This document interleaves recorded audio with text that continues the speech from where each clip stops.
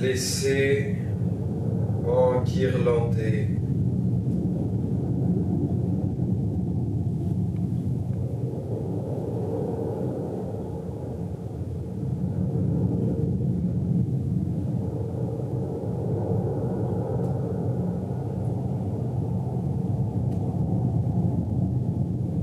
La chose n'est pas faite encore.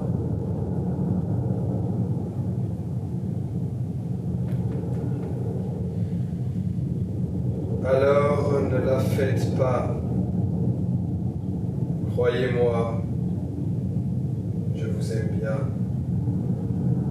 Ne la faites pas.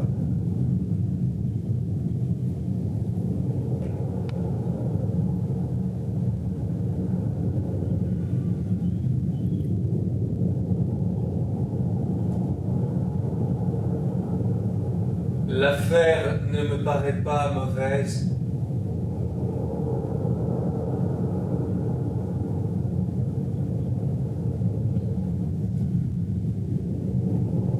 Mais l'homme qui l'a fait,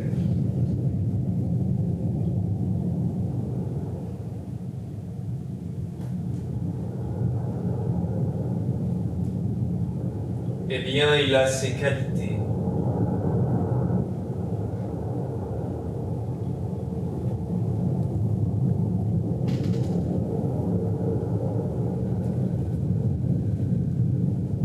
je déteste les faibles.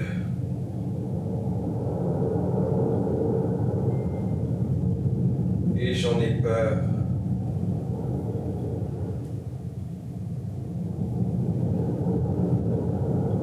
Laissez-vous faire seulement. Prenez-le seulement avec vous.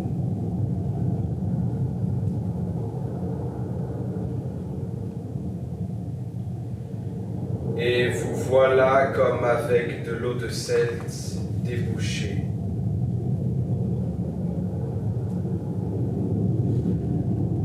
Avec une bouteille de soda pointue que l'on ne sait plus où poser.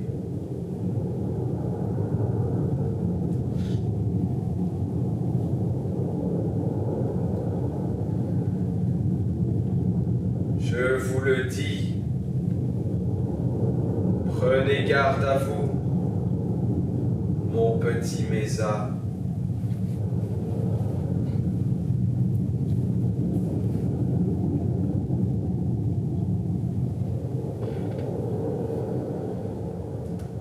Et que dites-vous de sa femme ?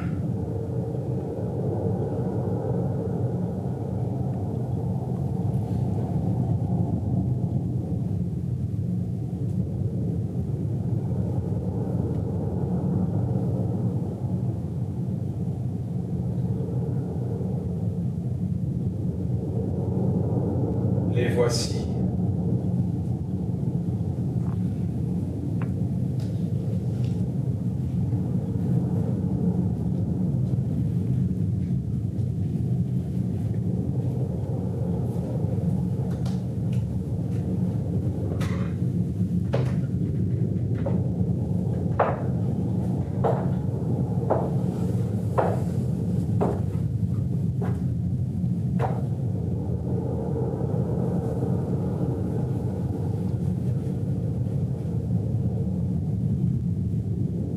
Midi. On va afficher le point.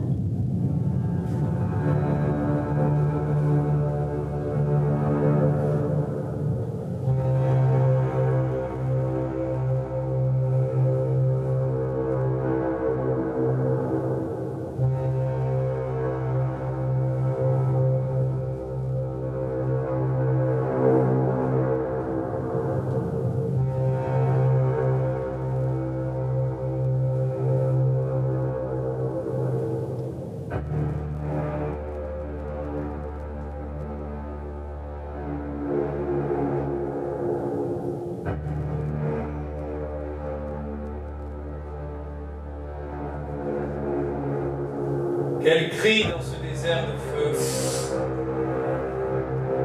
Regardez! N'ouvrez pas la toile, au nom du ciel. On est aveuglé comme par un coup de fusil.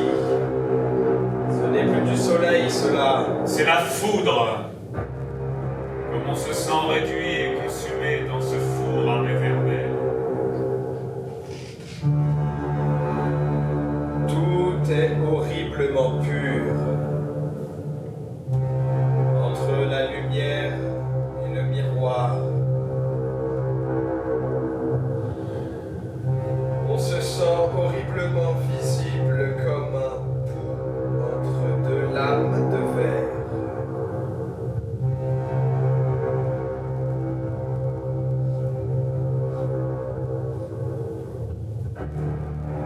Que c'est beau, que c'est dur.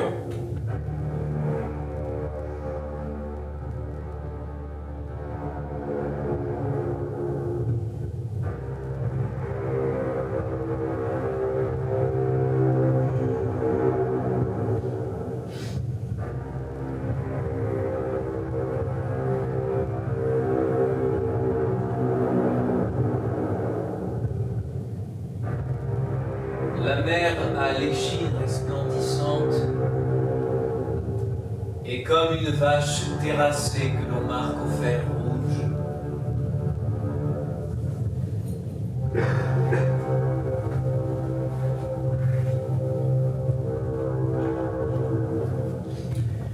Et lui, vous savez, son amant, comme on dit, eh bien, la statue que l'on voit dans les musées.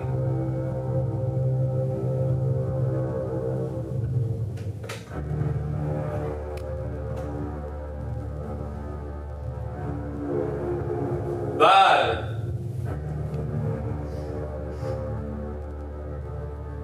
Cette fois, ce n'est plus son amant, c'est le bourreau qui la sacrifie. Ce ne sont plus des baisers, c'est le couteau dans ses entrailles. Et face à face, elle rend coup pour coup. Sans forme, sans couleur, pure, absolue, énorme, fulminante, frappée par la lumière, elle ne renvoie rien d'autre.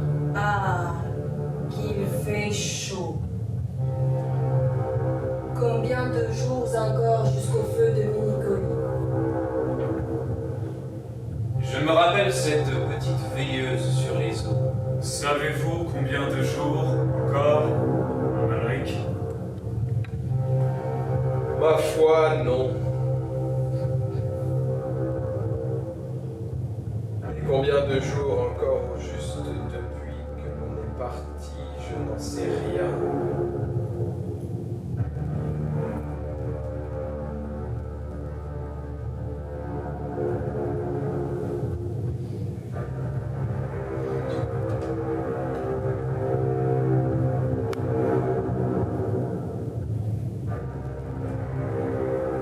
Les jours sont si pareils qu'on dirait qu'ils ne font qu'un seul grand jour, blanc et noir.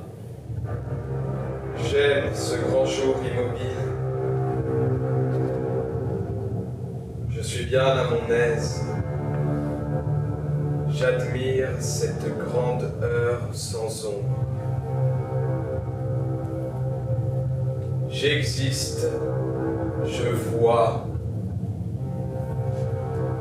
Je ne sue pas, je fume mon cigare. Je suis satisfait. Il est satisfait.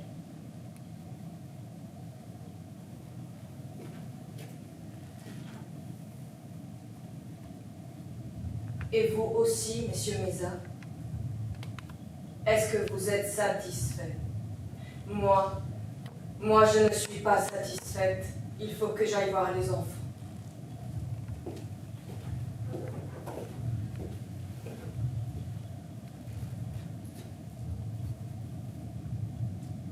Restez ici.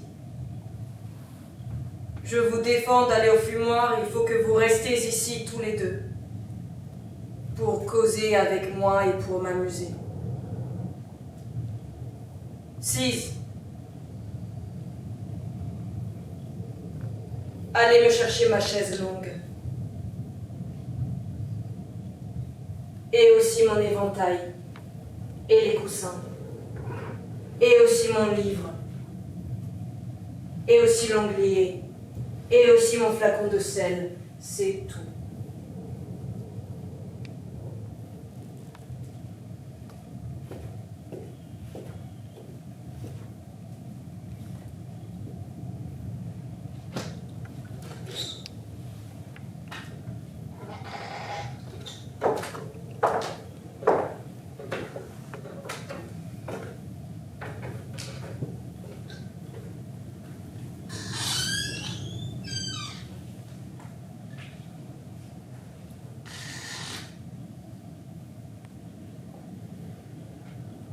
Voilà, n'est-ce pas qu'elle est charmante?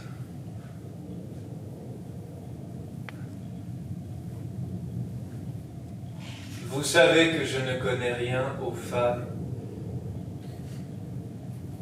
Cela est vrai. Et les femmes ne connaîtront jamais rien à vous. Moi, je vous aime. Et je vous connais. Elle-même, c'est un fait.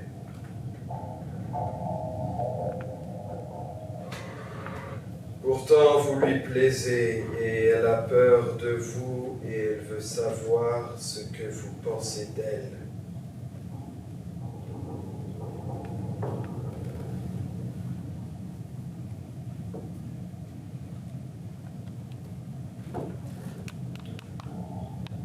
Je pense que c'est une effrontée coquette. Si vous le voulez, vous n'y entendez rien. Mon cher, c'est une femme superbe.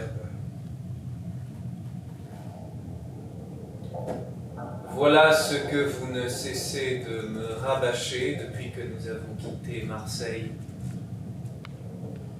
Mais c'est que cela est vrai, avec ça que vous ne le savez pas.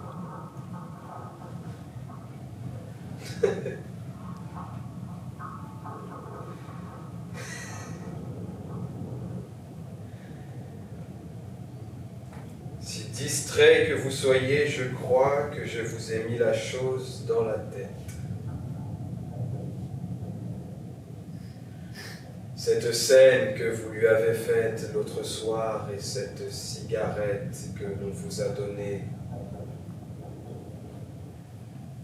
Vous qui ne fumez pas, comme vous l'avez achevé avec dévotion. Allons, ne soyez pas confus.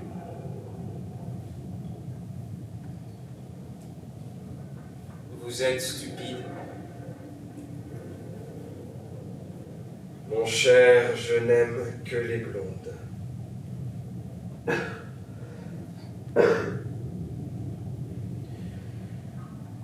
Ce n'est pas une coquette, méfiez-vous-en. C'est une guerrière, c'est une conquérante. Il faut qu'elle subjugue et tyrannise, ou qu'elle se donne. Maladroitement, comme une grande bête piaffante.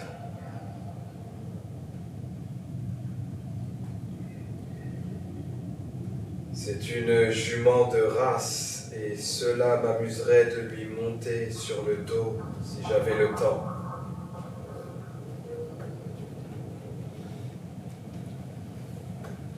Mais elle n'a pas de cavalier avec ses poulains qui la suivent. Elle court comme un cheval tout nu. Je la vois s'affolant, brisant tout, se brisant elle-même.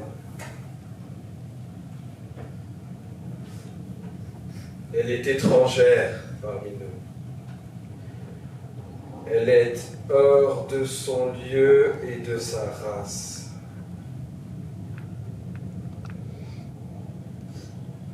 C'est une femme de chef. Il lui fallait de grands devoirs pour l'attacher, une grande housse d'or.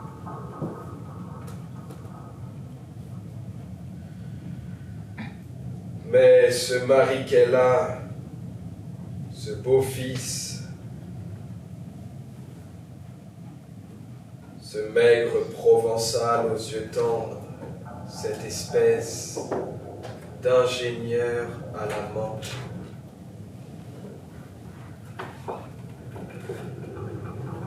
Vous voyez bien que c'est un vice pour elle. Il n'a su que lui faire des enfants.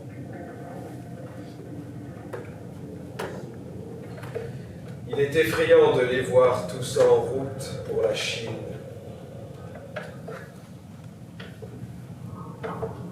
Ils seront avec vous, méfiez-vous-en, mon petit gars.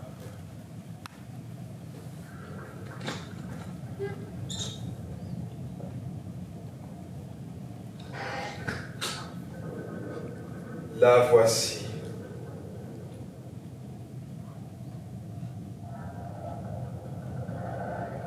Moi, je ne suis pas satisfaite.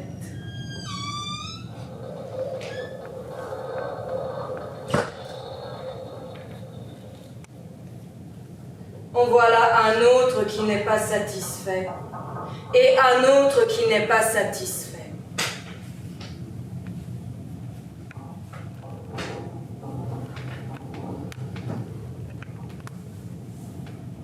Ça l'ennuie d'aller me chercher ma chaise. Justement, je n'en ai pas besoin.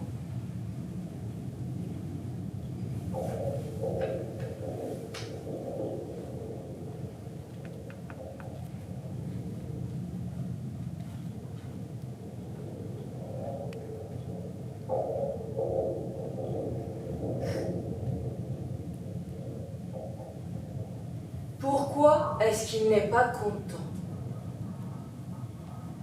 Il a toujours l'air de faire semblant de sourire, mais moi je suis contente.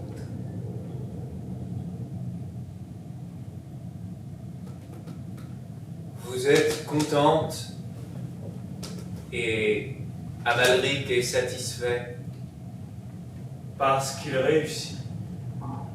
Moi,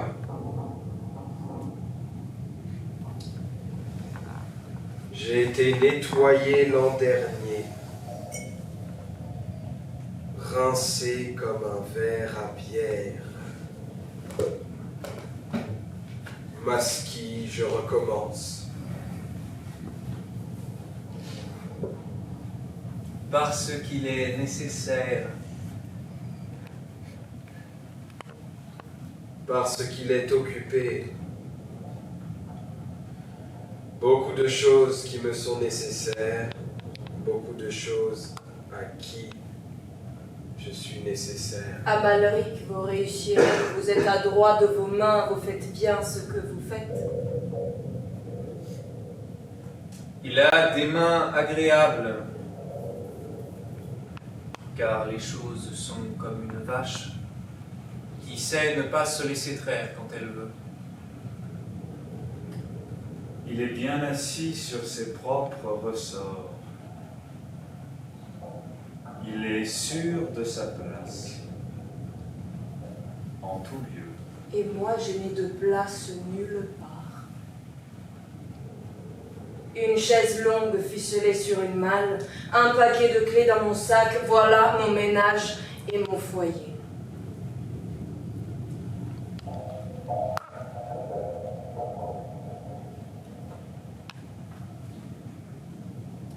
Le voilà notre foyer, trop errante. Ne le trouvez-vous pas allumé comme il faut ?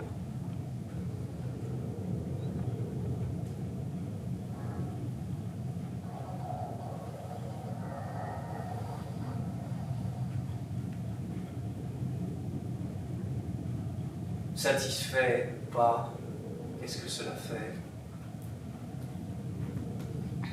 Regardez le soleil avec 1 milliard de rayons, tout occupé après la terre, comme une vieille femme aux mailles de son crochet. Il me tue, je ne puis en supporter la force. La pleine force du soleil, la pleine force de ma vie.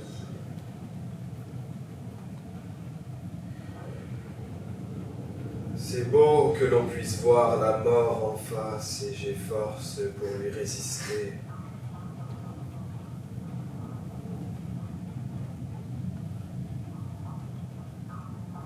Midi au ciel. Midi au centre de notre vie.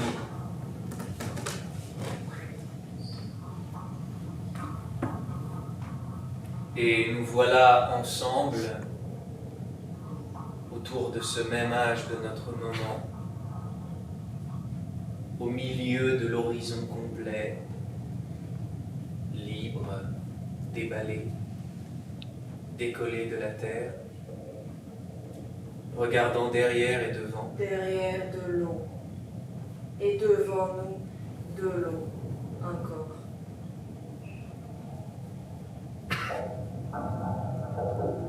Que c'est amer d'avoir fini d'être jeune.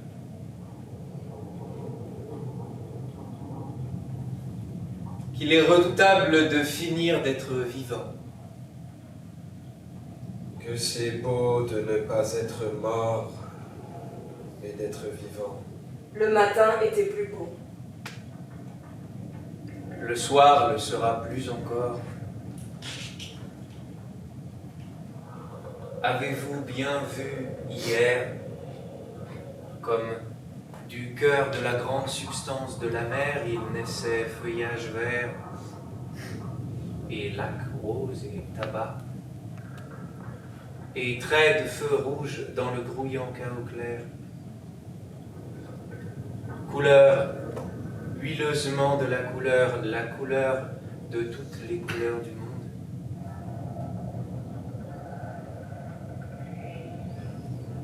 Ainsi que le jeune homme avec la jeune fille se réjouissent de la couleur la plus verte. Mais le saint triomphe à son dernier jour, quand seront enfin le parfum longuement mûri dans son profond cœur. L'heure est là. Meilleure qui est celle-ci.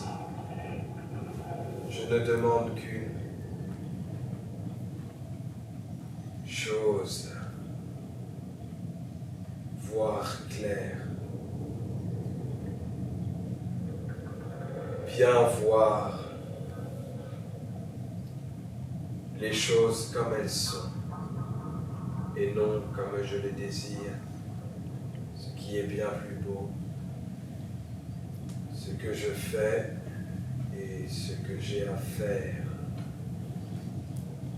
Il n'y a plus de temps à perdre. Ce n'est pas le temps qui manque, c'est nous qui lui manquons. Laissez faire que ma chance me passe à main, je ne la manquerai pas. Que c'est drôle tout de même.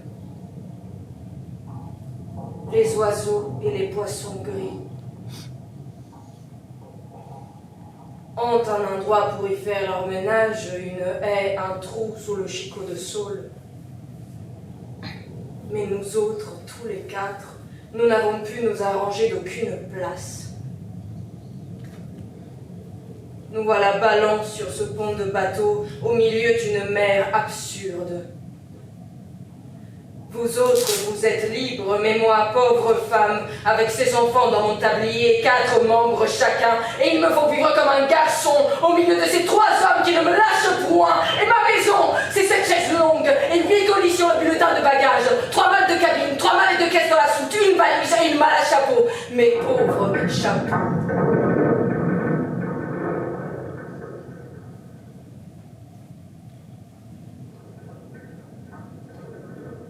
Voici l'âge où il est inquiétant d'être libre. Point de mauvais présages. Examinons nos figures comme quand on joue au poker les cartes données.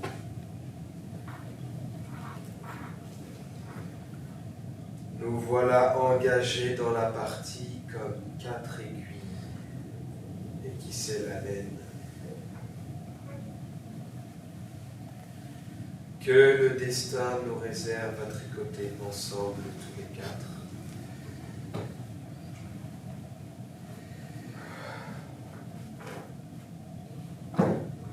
Il n'y a plus de temps à perdre.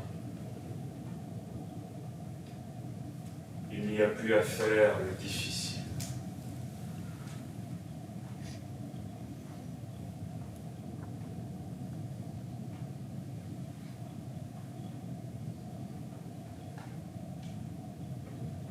Mes âmes, un mot encore, je vous prie.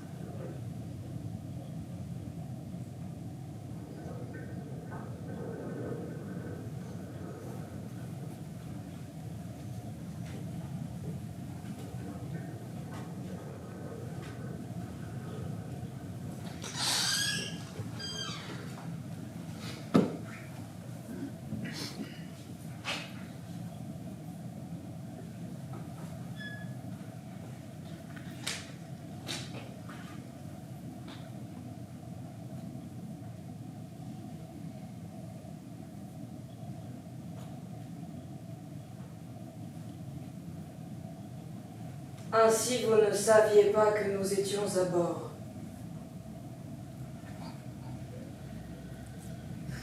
Nous étions déjà partis quand je vous ai reconnu.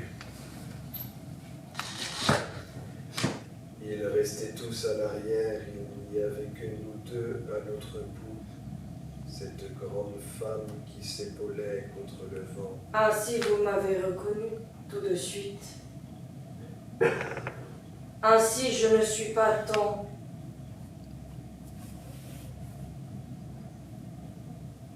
changé depuis 10 ans.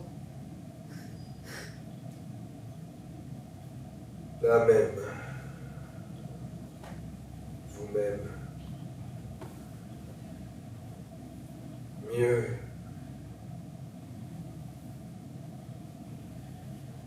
Un regard m'a suffi.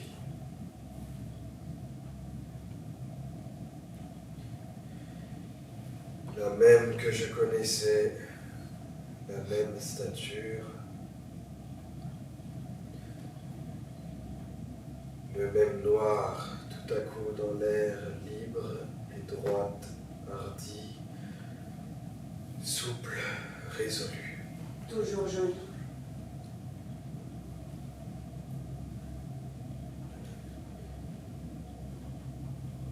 Je vous ai bien reconnu. Je me souviens. J'avais mon grand manteau et mon chapeau de feutre. C'est elle. C'était vous. J'étais contente. Dites.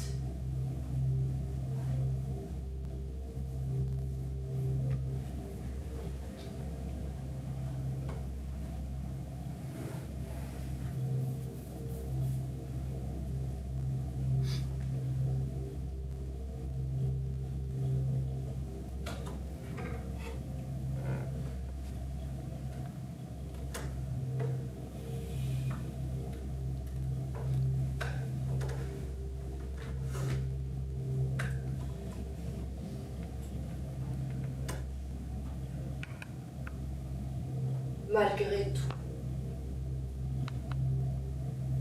dans le fond, on est toujours content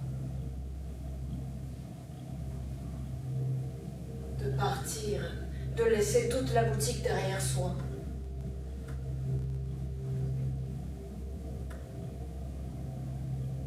Un point de chapeau, point de mouchoir que l'on agite pour nous autres. Non. Pas une pauvre petite femme quelque part qui chigne de tout son cœur. Quelque veuve bien aimable ou quelque vierge droite comme une verge d'osier et ronde comme un sifflet.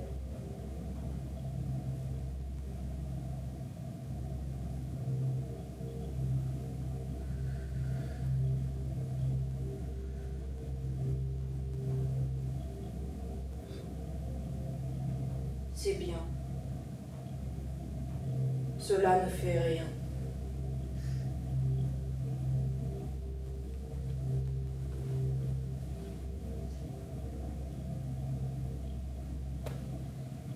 J'étais contente. Comme tout était salé, un de ces ciels méchants, ravagés, comme je les aime, et la mer, comme elle sautait sur nous, la païenne, en voilà une mer. Mais ça, ici, c'est un parquet sur qui nous patinons ennuyeusement, et c'est si rétamé que ça gêne, comme vous dites. Quelle souillasse magnifique nous faisons là-dessus, mais vous dites que vous aimez ces eaux dormantes.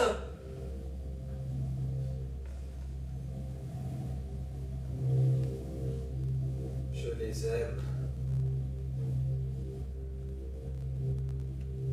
J'aime sentir qu'on fait son trou dedans.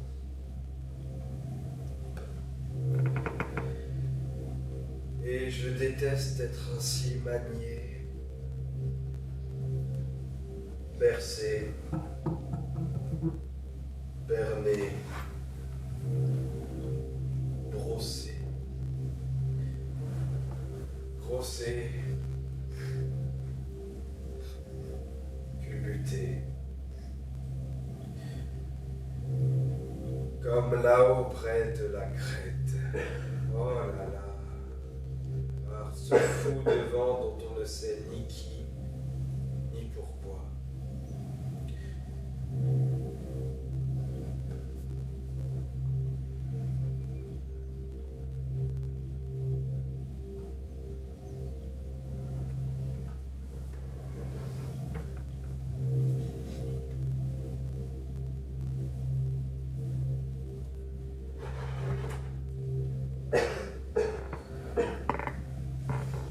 Ici, tout est fini. À la bonne heure, tout est résolu pour de bon. La situation, réduite à ses traits premiers comme au jour de la création. Les eaux, le ciel, moi, entre les deux comme le héros Istubar.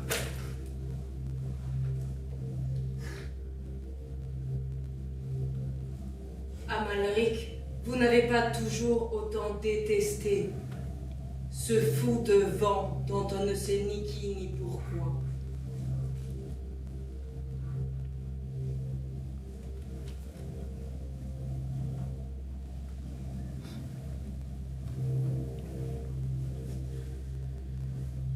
Lisez, pourquoi n'avez-vous pas voulu à ce moment? Vous n'avez pas d'argent.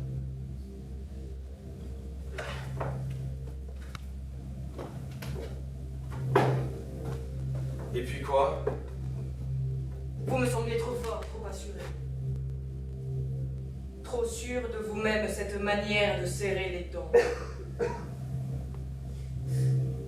Je veux que l'on ait besoin de moi. Vous voyez que l'on peut se passer de vous.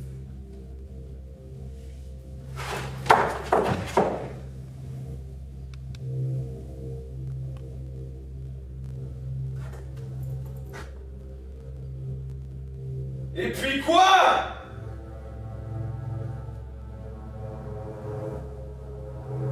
Et puis...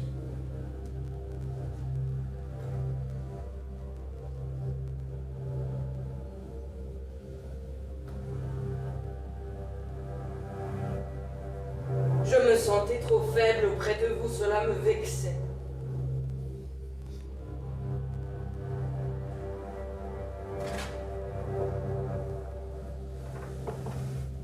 Et c'est pour cela que vous l'avez épousé?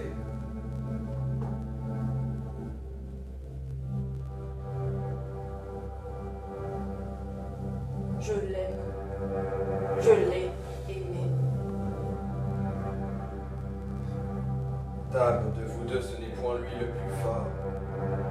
Quand il me regarde d'une certaine façon, j'ai honte.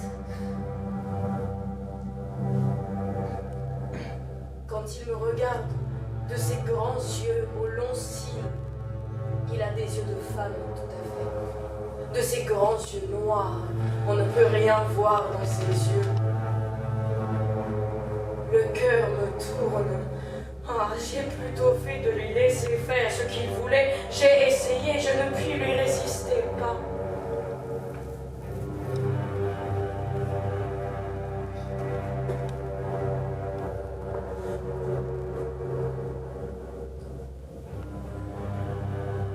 Et voilà de quoi vous êtes en colère contre lui.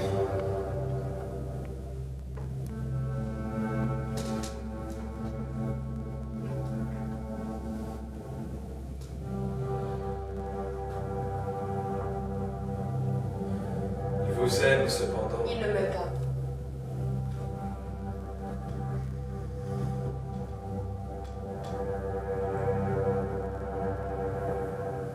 Il m'aime à sa manière, il n'aime que lui.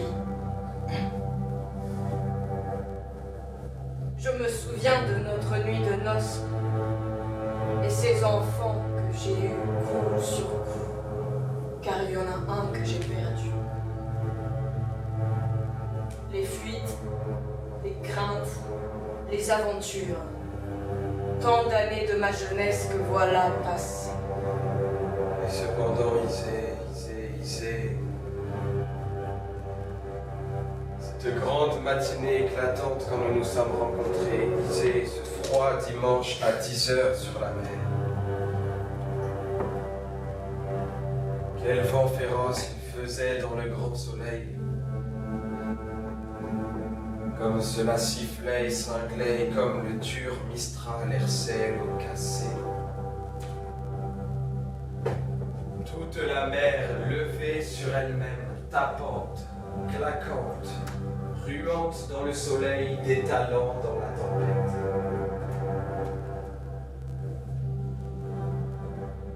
C'est hier, sous le clair de lune, dans le plus profond de la nuit, qu'enfin, engagés dans le détroit de Sicile, ceux qui se réveillaient, se redressant, effaçant la vapeur sur le hublot, avaient retrouvé l'Europe tout enveloppée de neige grande et grise. Ce clair jour de l'épiphanie, nous laissions à notre droite, derrière nous, la Corse, toute blanche, toute radieuse comme une mariée dans la matinée carillonnante.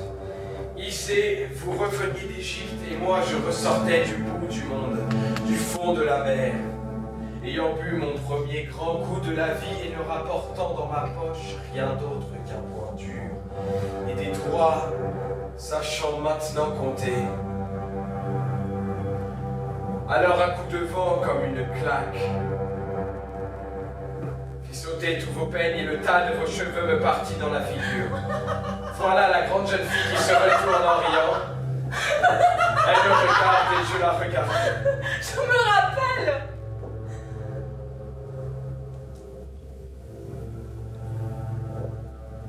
Vous laissiez pousser votre barbe à ce moment. Elle était roide comme une étrille.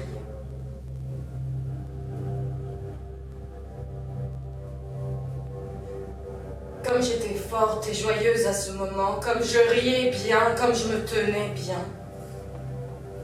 Et comme j'étais jolie aussi. Et puis la vie est venue, les enfants sont venus. Et maintenant, vous voyez comme me voilà réduite et obéissante. Comme un vieux cheval blanc qui suit la main qui le tire, remuant ses 4 pieds l'un après l'autre.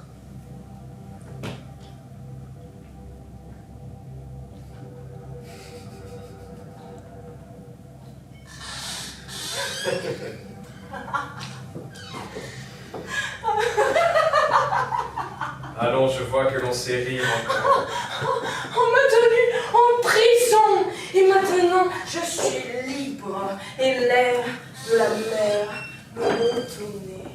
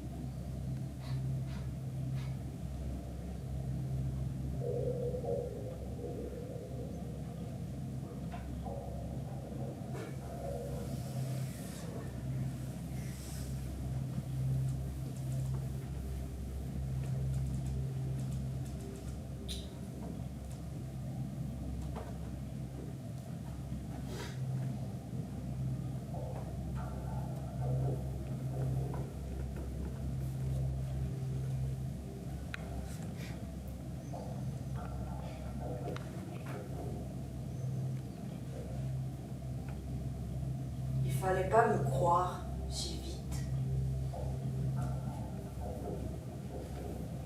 Il fallait pas me prendre cruellement au mot.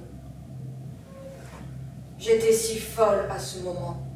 C'est drôle, je me sens si... petite fille, encore.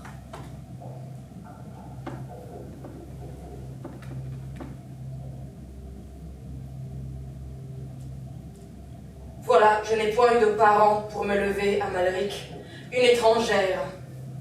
Je n'emploie pas tous les mots comme il faut. J'ai poussé toute seule, à ma façon. Il ne faut point me juger mal, avec un autre, tout cela aurait pu être autrement.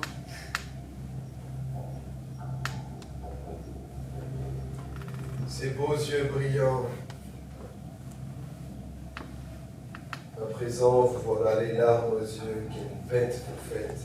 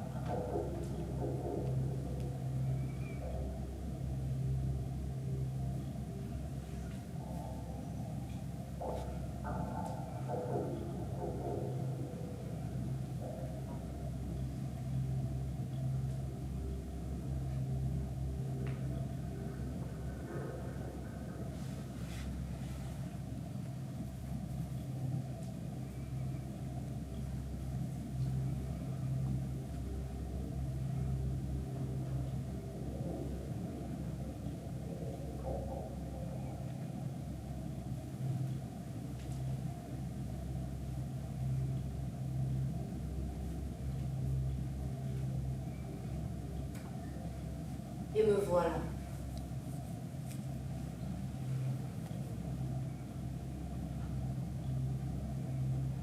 Reparti de nouveau, comme cela.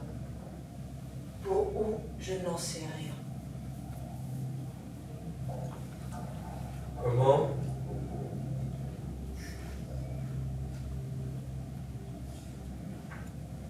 Votre mari n'a-t-il pas ses affaires en Chine? Rien du tout. Que sa chance en qui il se confie. Bah, c'est une plante à caoutchouc toujours prêt à gagner et à foisonner. C'est une liane gloutonne qui trouvera son âme. J'ai vu qu'il cause beaucoup avec notre compagnon Mesa.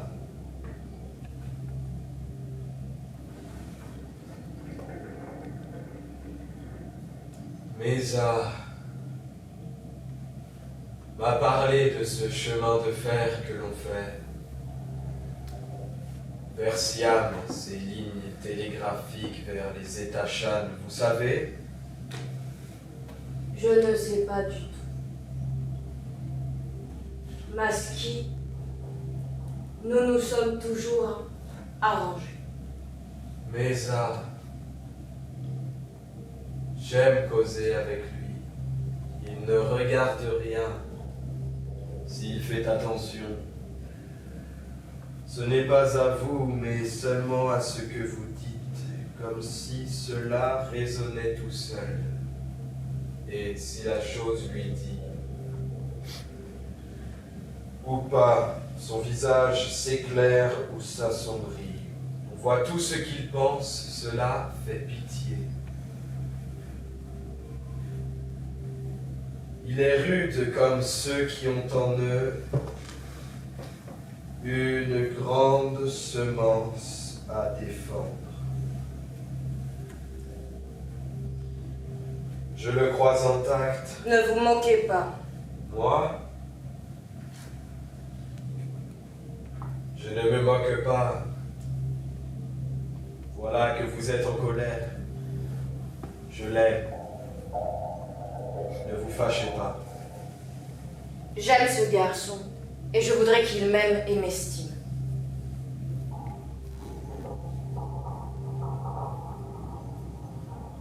Mais pourquoi vous êtes toujours avec moi et ne me lâchez-vous pas d'un pied?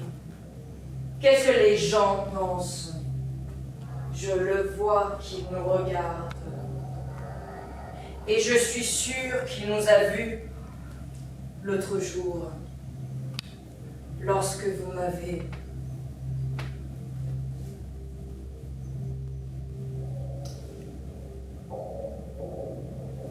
embrassé. Je vous laisserai donc. Le voyant tout seul, je suis allée auprès de lui cette autre nuit. Vous savez, quand nous avions fait venir ce pauvre bonhomme, Léonard, qui nous chantait ces choses de café-concert. Il n'était pas resté avec nous. Vous vous rappelez? J'avais une robe de crêpe de Chine, noire. Vous trouvez qu'elle me va bien?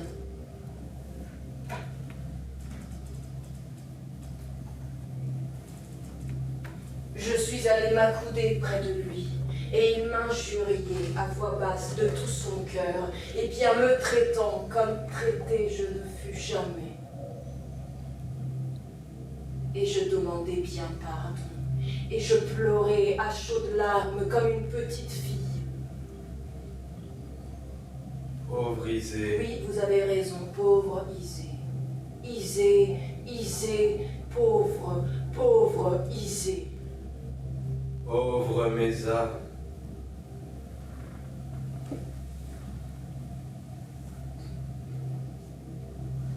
Et on dit qu'il a une grande position à la Chine. Il a été fait commissaire de la douane tout jeune. Il parle tous les dialectes. Il est conseiller des vice-rois du Sud. C'est lui qui peut le plus en ces lieux. Il est sombre, et là, il a d'autres idées. Il dit que c'est la dernière fois qu'il revient, la manie religieuse. Cette affaire dont lui parle votre mari, je ne sais ce que c'est. L'a frappé. Moi, je lui dis de se méfier. Il cherche quelqu'un pour ses lignes. C'est une très grosse affaire. Une très grosse affaire. Dire que le climat est bon. Ce ne serait pas vrai, mais votre mari a l'habitude de ces pays chauds. Je sais qu'il s'est toujours occupé d'électricité. Comme cela va bien. Nous les laisserons donc ensemble, Mésa et lui. Et je m'en vais, prenant Isée, tenant Isée, emmenant Isée avec moi où je vais. Vraiment.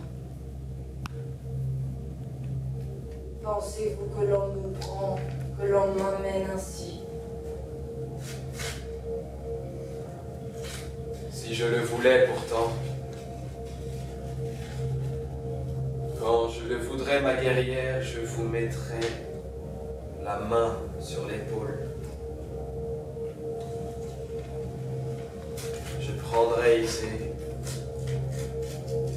je tiendrais Isée, j'emmènerais Isée avec cette main que vous voyez, avec cette main que voici, et qui est une grosse et vilaine main. Tant pis pour vous, en ce cas.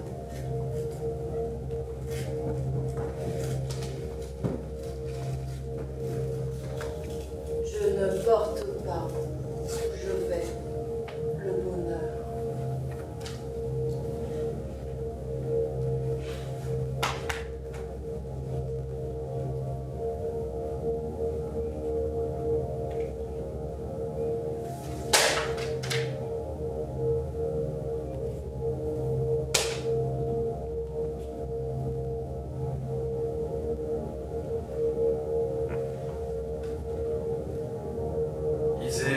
cela est vrai, pourquoi attendre?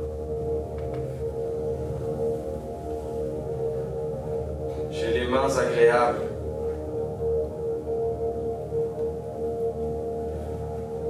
Vous savez très bien que vous ne trouverez pas ailleurs qu'avec moi la force qu'il vous faut et que je suis l'homme. Laissez-moi.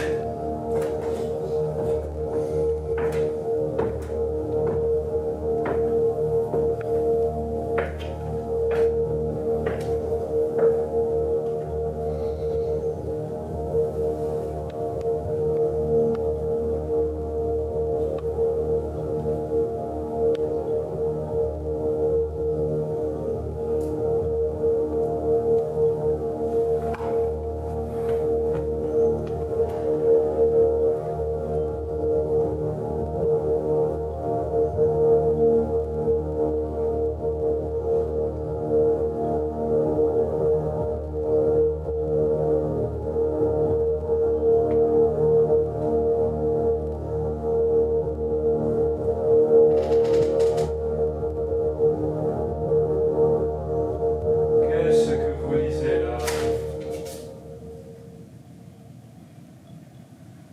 Qui est défait et déplumé, comme un livre d'âme.